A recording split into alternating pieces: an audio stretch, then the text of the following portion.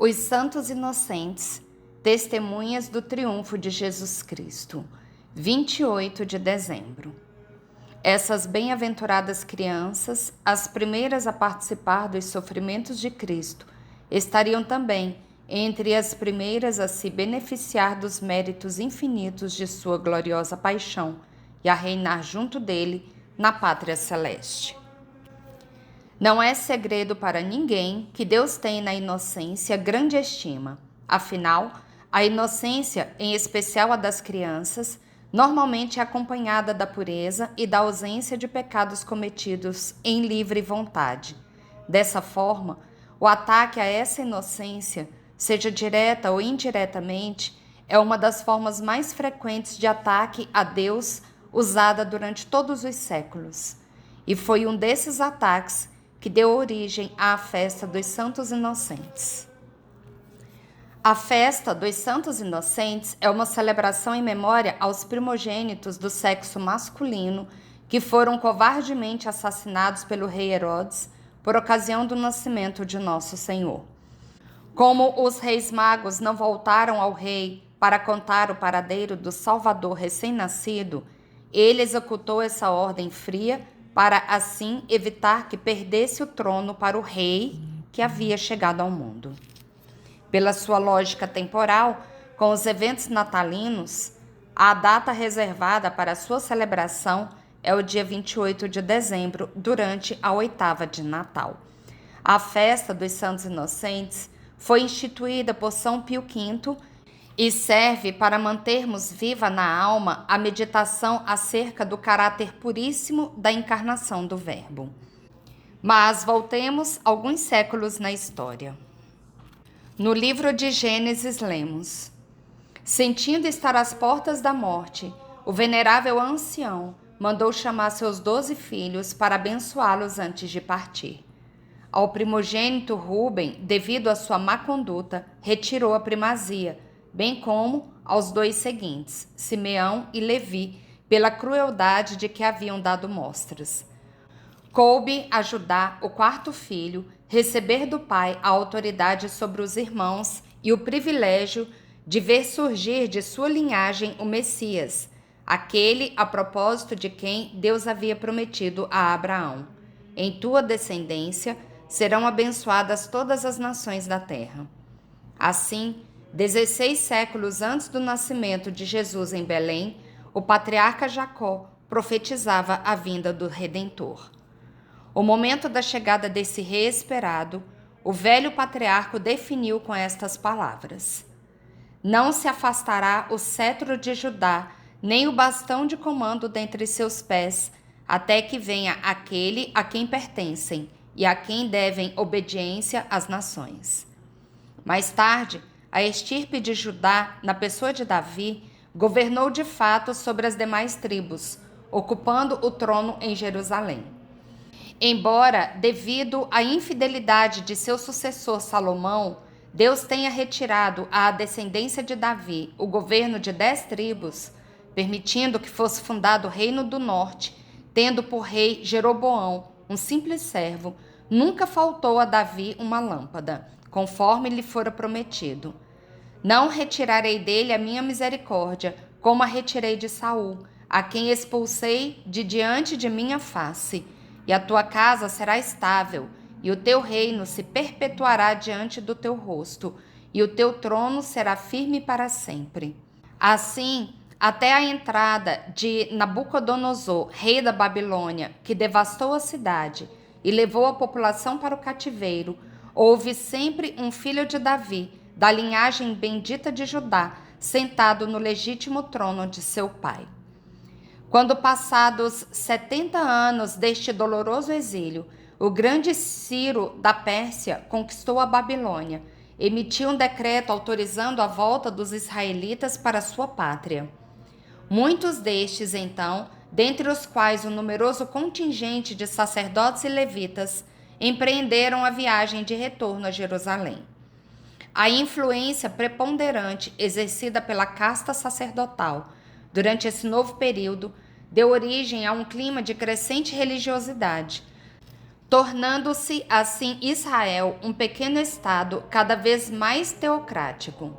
Com efeito, apesar de estar o país ainda sujeito a soberanos estrangeiros, primeiro os persas, depois os gregos, os verdadeiros detentores do poder passaram a ser os sumos sacerdotes, assistidos por um conselho de anciãos, constituído por uma aristocracia que, por sua vez, era sacerdotal em sua maioria.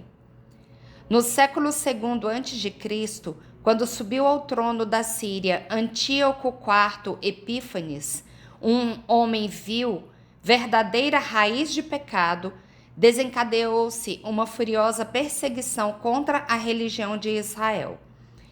Insurgiram-se contra os Seleucida, os macabeus de linhagem sacerdotal, obtendo grandes vitórias e adquirindo para a nação judaica um poder e uma glória comparáveis aos dos tempos antigos. Muitos israelitas julgaram ver nesse triunfo um sinal claro da mão divina, transferindo a realeza davídica para a tribo de Levi. Assim, os descendentes desses heróis, chamados Asmoneus, passaram a ocupar simultaneamente a cátedra do Supremo Pontificado e o trono real. Se, muitos séculos antes, fora retirado o cetro à tribo de Judá, Israel continuava, entretanto, a ser regido por filhos do sangue de Jacó, sucessores do patriarca Abraão, herdeiros das promessas de Deus.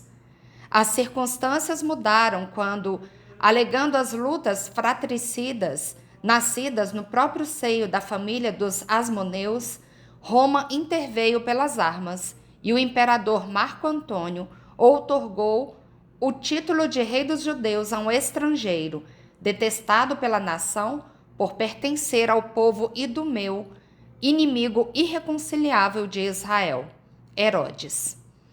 Não tardou o novo monarca em demonstrar serem todas as suas ações e atos administrativos movidos por orgulhosa cobiça.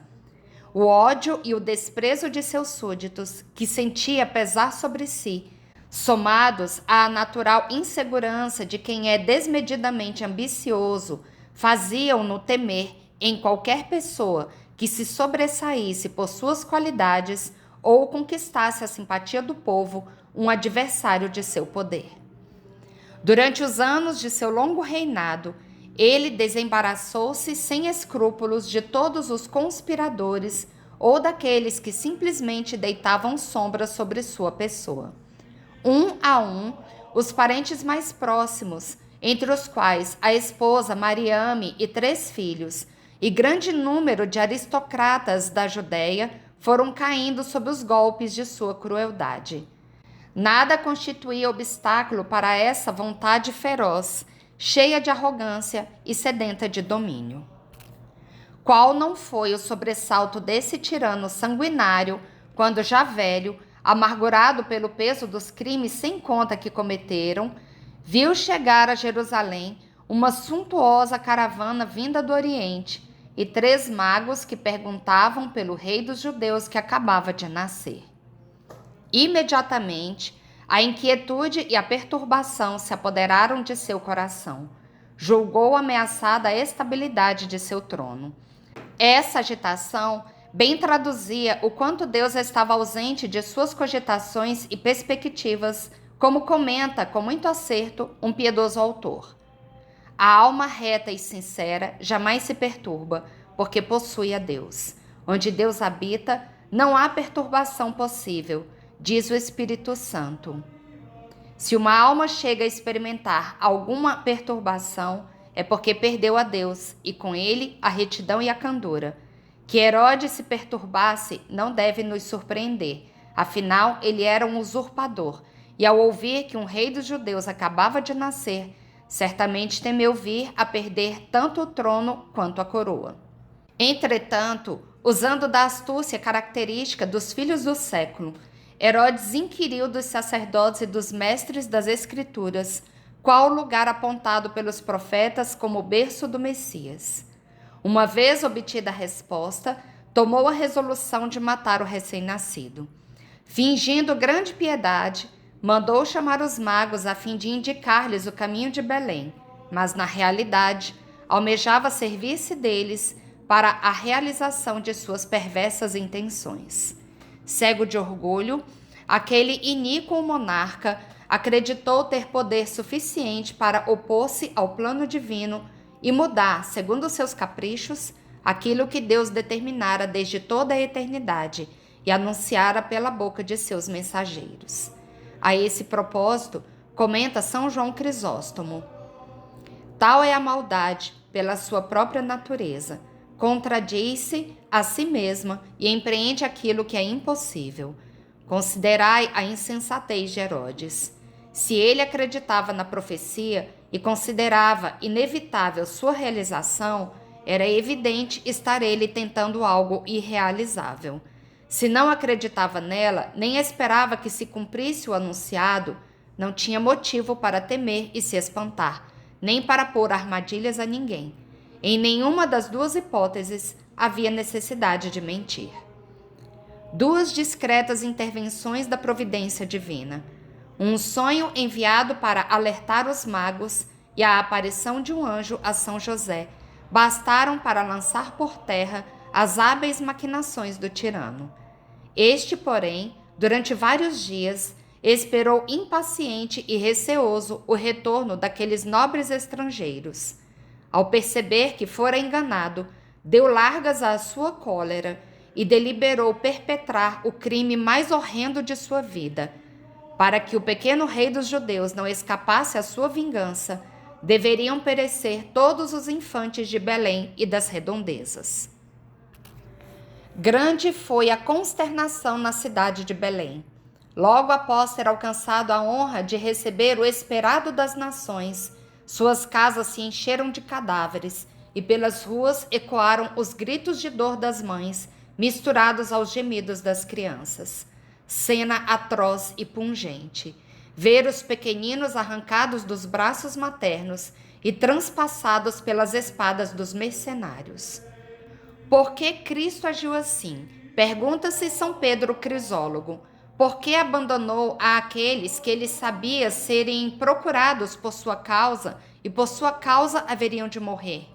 Ele nasceria rei e rei do céu. Por que abandonou os que eram inocentes? Por que desdenhou um exército de sua mesma idade? Por que abandonou desse modo àqueles que, como ele, descansavam no berço, e o inimigo que procurava só ao rei causou dano a todos os soldados? E o próprio santo responde: irmãos, Cristo não abandonou seus soldados, mas deu-lhes melhor sorte. Concedeu-lhes triunfar antes de viver, fê-los alcançar a vitória sem luta alguma. Concedeu-lhes as coroas antes mesmo de seus membros estarem desenvolvidos. Quis, por seu poder, que passassem por cima dos vícios, que possuíssem o céu antes que a terra. Conforme fora profetizado por Davi, os soluços desses pequenos mártires ressoavam na presença do Altíssimo como cânticos de glória e, ao mesmo tempo, censuravam o rei ímpio que os condenara. O perfeito louvor vos é dado pelos lábios dos mais pequeninos, de crianças que a mãe amamenta. Eis a força que opondes aos maus, reduzindo o inimigo ao silêncio. Seu sangue subia ao céu como sacrifício puro e agradável de cordeiro sem mancha, oferecido em honra do divino infante recém-nascido. Os meninos que brincavam aos pés de suas mães deixaram seus inocentes jogos para irem brincar aos pés do trono de Deus. Com sua característica eloquência, assim comenta Bossuet: bem-aventuradas crianças cuja vida foi imolada a fim de conservar a vida de vosso Salvador. Se vossas mães tivessem conhecido esse mistério, em lugar de lamentações e de lágrimas, só se ouviriam bênçãos e louvores. Chama a atenção o antagonismo entre o estado de espírito de Herodes e o dos santos inocentes. De um lado, encontramos a figura de um homem apegado ao poder, cioso de sua autoridade, julgando todos os fatos sob o prisma de medíocres interesses. No extremo oposto, crianças inocentes, confiantes e admirativas, incapazes de fazer algum mal. Depois do seu hediondo crime, Herodes experimenta em seu interior a tristeza e o desassossego. Nem mesmo após receber a notícia de terem sido executadas suas ordens, desfrutará ele de alguma tranquilidade, pois a aflição constante de perder o trono somou-se o remorso do infanticídio cometido a lhe corroer a alma como, em breve, os vermes corroeriam suas carnes.